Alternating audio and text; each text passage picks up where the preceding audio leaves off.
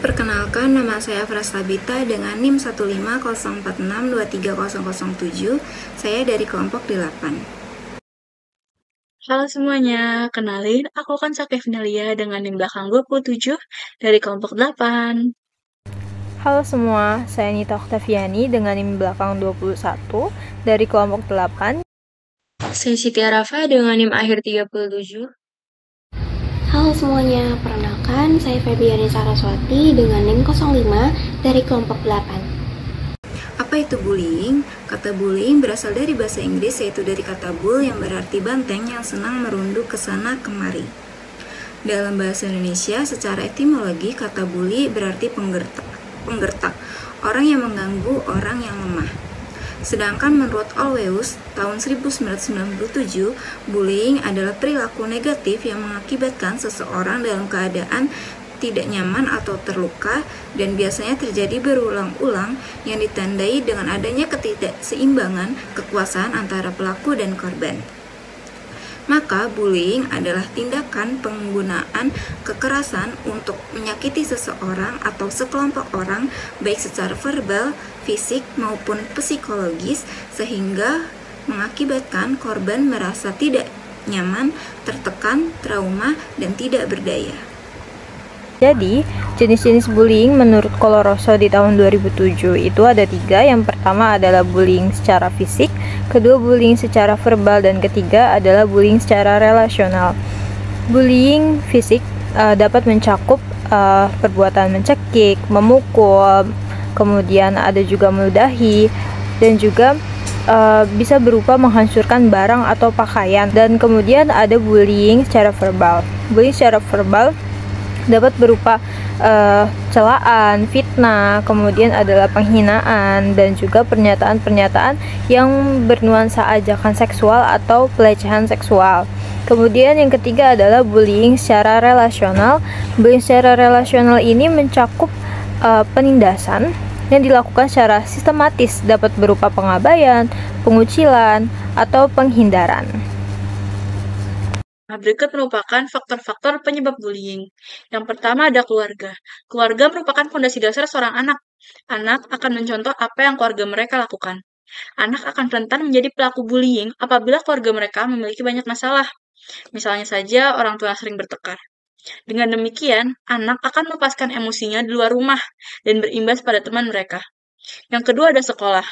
Tindakan yang tidak tegas dari sekolah membuat bullying semakin marak. Bullying tidak hanya dilakukan antar siswa, namun mirisnya bullying banyak dilakukan oleh para pengajar. Misalnya saja guru memberikan masukan negatif dengan cara yang tidak membangun, yaitu hukuman-hukuman yang tidak masuk akal. Yang ketiga, ada kelompok sebaya. Penyebab utama dari bullying adalah usaha seorang anak agar dapat masuk ke kelompok tertentu dan membuktikan ke teman sebaya mereka bahwa mereka mampu dan mereka merasa lebih superior dari teman sebayanya, sehingga mereka menekan teman yang dirasa lebih lemah. Yang keempat, ada kondisi lingkungan sosial. Kondisi lingkungan sosial dapat pula menjadi penyebab timbulnya perilaku bullying. Salah satu faktor lingkungan sosial yang menyebabkan tindakan bullying adalah kemiskinan. Mereka yang hidup dalam kemiskinan akan berbuat apa saja demi memenuhi kebutuhan hidupnya. Sehingga tidak heran jika di lingkungan sekolah sering terjadi pemalakan antar siswa. Yang kelima, atau yang terakhir, adalah pengaruh terhadap tayangan televisi, media cetak, dan media digital. Anak-anak akan cenderung meniru apa yang mereka lihat. Maka dari itu, pengaruh internet membawa dampak yang sangat besar bagi anak-anak.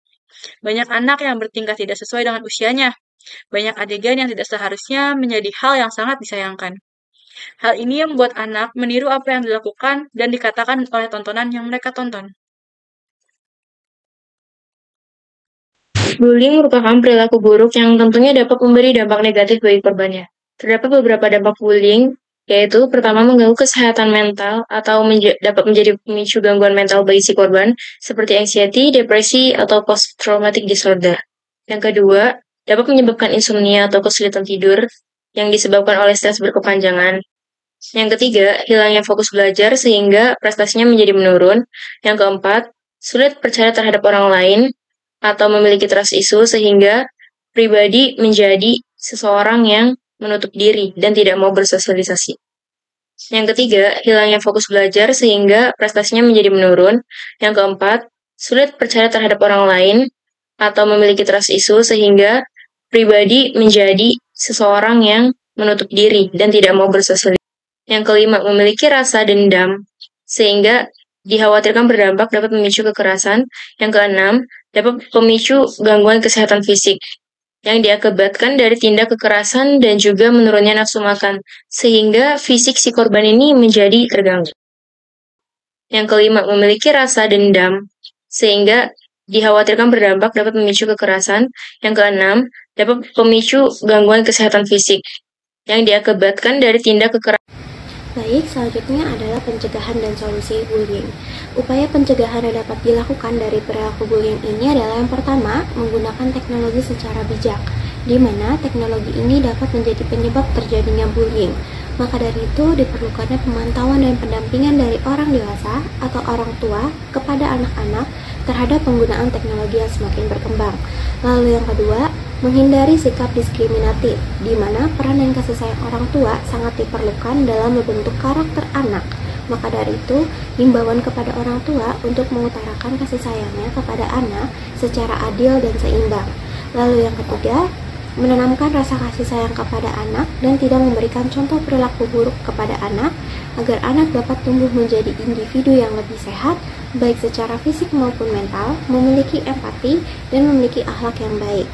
Lalu yang keempat, pencegahan tidak hanya dilakukan di lingkungan keluarga, tetapi lingkungan sekolah juga turut berperan dalam pencegahan bullying, di mana guru dapat memberikan edukasi kepada siswa-siswinya untuk tidak melakukan ejekan kepada temannya, dan guru dapat memberikan berbagai kegiatan yang menyenangkan dengan melibatkan siswa-siswinya untuk menciptakan hubungan yang lebih erat di antara mereka dan membangun rasa kasih sayang serta pertemanan yang lebih akrab.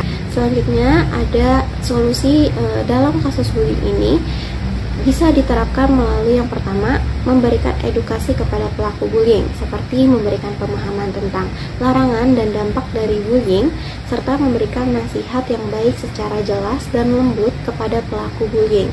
Lalu yang kedua, memberikan perlindungan kepada korban bullying, seperti mendengarkan keluh kesah korban dengan penuh perhatian, selalu mendampingi dan memberikan dukungan positif kepada korban.